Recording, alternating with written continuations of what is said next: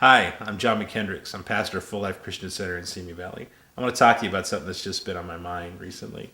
My family and I, just this last summer, we had an opportunity to go visit Universal Studios. It's the first time that this old man got a chance to go visit that park, and it was a good time. My favorite ride, the Simpsons ride.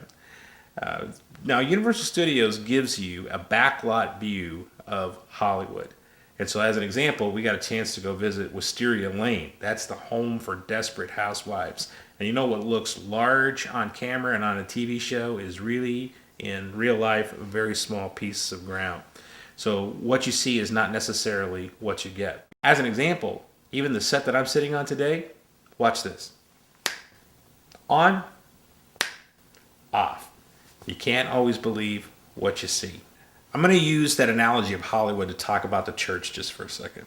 I've always seen the church as needing to be authentic, and I have tried for a number of years to live my life in an authentic way and express my faith in an authentic way because I think it's not only meaningful, I think it's the way that we ought to be living in the world today.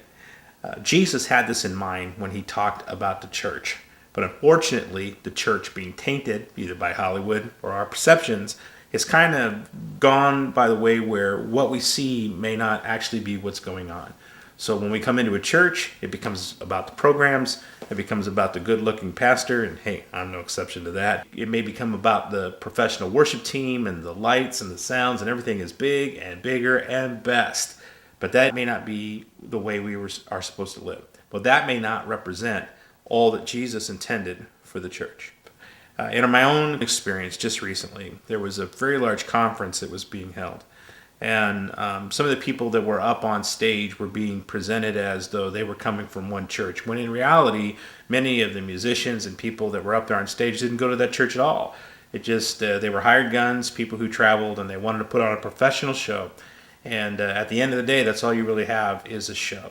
I think Jesus meant much more than that when he talked to each one of us about living authentically and living with one another.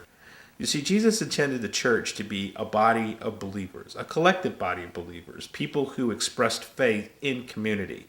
It's not just that we're a part of a community, it's the fact that we're to learn to live in community. That's the same way that God exists. God exists in Trinity. So the three persons of the Godhead all exist in interdependent unity, and Jesus expected us to live in unity in the same way. You see, when Christians get together, there's a need for us to live transparently and authentically. We got to have a place where we can take our shoes off and be known for who we really are. It's the only way we're really going to change the world, and it's the only way that we ourselves are going to be changed. And today, I think it's important that we recognize that when choosing a church or going to be a part of a church, that it shouldn't be about the programs, the pastor's personality, or what we see on stage. It should be about the shared life that we have with one another. We live in a world that doesn't know how to be friends with one another. We live in a world that's alienated from each other, and there's a need to bring back the sense of community so that people can learn to belong. Again, it's the only way that we might be able to know ourselves, to know God in a greater capacity, and to know others. Church is to fulfill those things.